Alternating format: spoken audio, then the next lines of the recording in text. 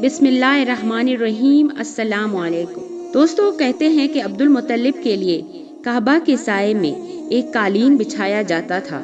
वो इस पर बैठा करते थे। इनका एहतराम इस कदर था कि कोई और इस कालीन पर बैठता नहीं था। चुनांचा इनके बेटे और कुरैश के सरदार इस कालीन के चारों तरफ बैठते थे, लेकिन रसूलुल्लाह सल्लल्लाहु अलैहि वसल्लम वहां तशरीफ लाते तो सीधे इस कालीन पर जा बैठते। उस वक्त आप एक तंदुरुस्त लड़के थे। आपकी उम्र 9 साल के करीब हो चली थी।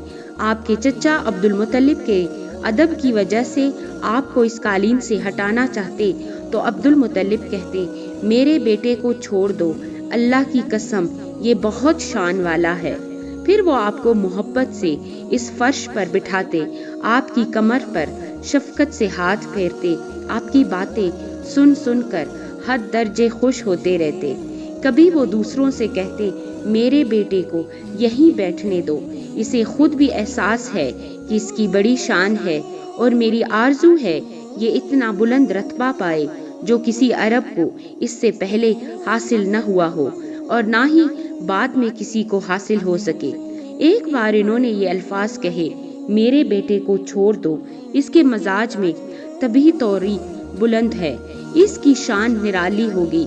यहाँ तक कि उम्र के आखिरी हिस्से में हजरत अब्दुल मुत्तलिब की आंखें जवाब दे गई थीं।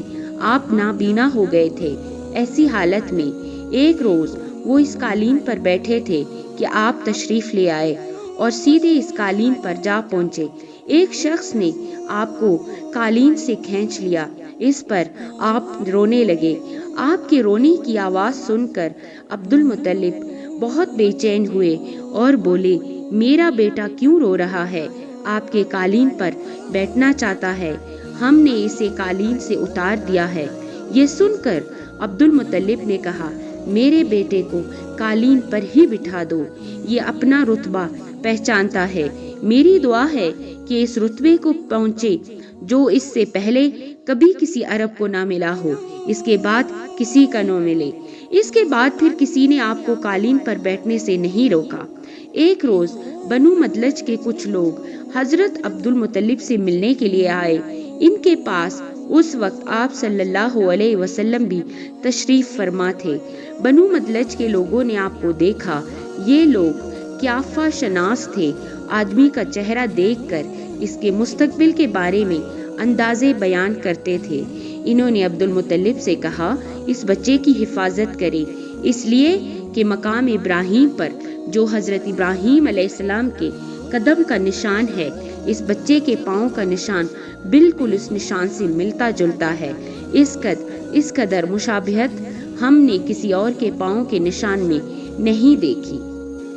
हमारा ख्याल है ये बच्चा निराली शान का मालिक होगा, इसलिए इसकी हिफाजत करें। मुकाम इब्राहिम खाना काबा में वो पत्थर है जिस पर हजरत इब्राहिम अलैहिस्सलाम काबा की तहबीर के वक्त खड़े हुए थे।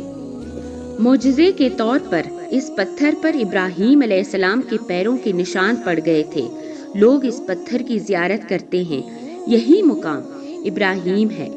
चूंकि आप हजरत इब्राहिम अलैहिस्सलाम की नस्ल से हैं, इसलिए इनके पाँव की मुशाबियत आप में होना कुदरती बात थी। एक रोज अब्दुल मुत्तलिब खाना काबा में हजर अस्वद के पास बैठे हुए थे। ऐसे में इनके पास नजरान के ईसाई आ गए। इनमें एक पादरी भी था। इस पादरी ने अब्दुल मुत्तलिब से कहा, हमारी किताबों में एक ऐसे नबी की अलामत हैं जो इस्माइल की औलाद में होना बाकी है। ये शहर इसकी जाए पैदाइश होगा, इसकी ये निशानियां होंगी। अभी ये बात हो ही रही थी कि कोई शख्स आपको लेकर वहां आ पहुंचा। पादरी की नजर जो ही आप पर पड़ी, वो चौंक उठा। आपकी आंखों, कमर और पैरों को देखकर वो चिल्ला उठा, वो नबी यही है। ये तुम्हारे क्या लगते हैं? अब्दुल मुत्तलिब बोले, ये मेरे बेटे हैं। इस पर वो पादरी बोला, ओहो, तब ये वो नहीं, इसलिए कि हमारी किताबों में लिखा है कि इसके वालिद का इंतकाल इसकी पैदाइश से पहले हो जाएगा। ये सुनकर अब्दुल मुत्तलिब बोले, ये दरअसल मेरा पोता है, اس کے باپ کا انتقال اس وقت ہو گیا تھا جب یہ پیدا بھی نہیں ہوا تھا۔ اس پر پادری بولا، ہاں یہ بات ہوئی نا، آپ اس کی پوری طرح حفاظت کریں۔ عبد المطلب کی آپ سے محبت کا یہ عالم تھا کہ کھانا کھانے بیٹھتے تو کہتے، میرے بیٹے کو لے آؤ۔ آپ تشریف لاتے تو عبد المطلب آپ کو اپنے پاس بٹھاتے، آپ کو اپنے ساتھ کھلاتے۔ بہت زیادہ عمر والے ایک صحابی حیدہ بن معاویہ رضی اللہ تعالی عنہ کہتے ہیں، میں ایک مرتبہ اسلام سے پہلے جہالت کے زمانے میں حج کے لیے مکہ مکرمہ گیا۔ وہاں بیت اللہ کا طواف کر رہا تھا۔ میں نے ایک ایسے شخص کو دیکھا جو بہت بوڑھا اور بہت لمبے قد کا تھا۔ وہ بیت اللہ کا طواف کر رہا تھا اور کہہ رہا تھا، اے میری پروردگار، میری سواری کو محمد کی طرف پھیر دے اور اسے میرا دستے بازو بنا دے۔ میں نے اس بوڑھے کو جب یہ شعر پڑھتے سنا تو لوگوں سے پوچھا، یہ کون ہے؟ لوگوں نے بتایا، یہ عبد المطلب بن ہاشم ہیں۔ انہوں نے اپنے پوتے کو اپنے ایک اونٹ کی تلاش میں بھیجا ہے۔ وہ اونٹ گم گیا ہے اور وہ پوتا ایسا ہے، جب بھی کسی گمشدہ چیز کی تلاش میں اسے بھیجا جاتا ہے تو وہ چیز لے کر ہی آتا ہے۔ پوتے سے پہلے یہ اپنے بیٹوں کو اس اونٹ کی تلاش میں بھیج چکے ہیں، لیکن وہ ناکام لوٹ آئے ہیں۔ اب چونکہ پوتے کو گئے ہوئے دیر ہو گئی ہے، اس لیے پریشان ہیں اور دعا مانگ رہے ہیں۔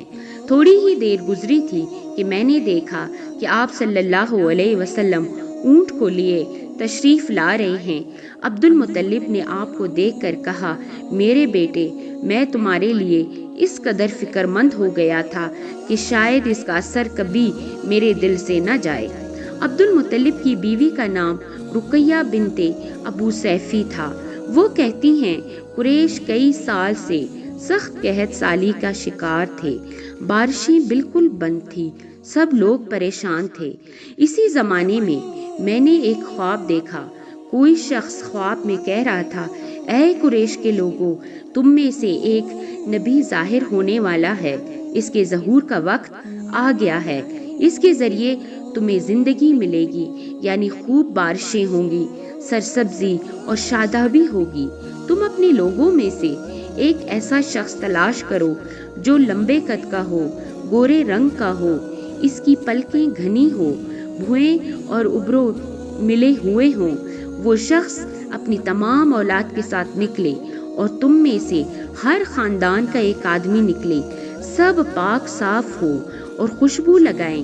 وہ حجر اسود کو بوسہ دیں، پھر سب جبل ابو قیس پر چڑھ جائیں۔ پھر وہ شخص جس کا حلیہ بتایا گیا ہے آگے بڑھے اور بارش کی دعا مانگے، تو تم سب آمین کہو تو بارش ہو جائے گی۔ صبح ہوئی تو رقیقہ نے اپنا یہ خواب قریش سے بیان کیا۔ انہوں نے ان نشانیوں کو تلاش کیا تو سب کی سب نشانیاں انہیں عبد المطلب میں مل گئیں۔ چنانچہ سب ان کے پاس جمع ہوئے۔ ہر خاندان سے ایک ایک آدمی آیا۔ ان سب نے شرائط پوری کی۔ اس کے بعد سب ابو قیس پہاڑ پر چڑھ گئے۔ ان میں نبی کریم صلی اللہ علیہ وسلم بھی تھے۔ آپ اس وقت نوعمر تھے۔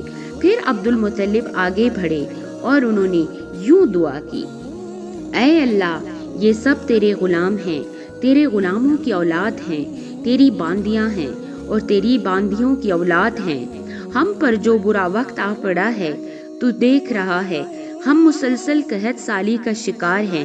اب اونٹ، گائیں، گھوڑے، خچر اور گدھے سب کچھ ختم ہو چکے ہیں اور جانوروں پر بن آئی ہے۔ اس لیے ہماری یہ خشک سالی ختم فرما دے، ہمیں زندگی اور سرسبزی اور شادابی عطا فرما دے۔ ابھی یہ دعا مانگ ہی رہے تھے کہ بارش شروع ہو گئی۔ وادیاں پانی سے بھر گئی، لیکن اس بارش میں ایک بہت عجیب بات ہوئی، اور وہ عجیب بات یہ تھی کہ قریش کو یہ سیرابی ضرور حاصل ہوئی، مگر یہ بارش قبیلہ قیس اور قبیلہ مضر کی قریبی بستیوں میں بالکل نہ ہوئی۔ اب لوگ بہت حیران ہوئے، یہ کیا بات ہوئی؟ ایک قبیلے پر بارش اور آس پاس کے سب قبیلے بارش سے محروم؟ تمام قبیلوں کے سردار جمع ہوئے۔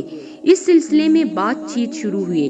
ایک سردار نے کہا، ہم زبردست قحط اور خشک سالی کا شکار ہیں، جبکہ قریش کو اللہ تعالیٰ نے بارش عطا کی ہے اور یہ عبد المطلب کی وجہ سے ہوا ہے، اس لیے ہم سب کو ان کے پاس چلتے ہیں، اگر وہ ہمارے لیے دعا کر دے تو شاید اللہ ہمیں بھی بارش دے دے۔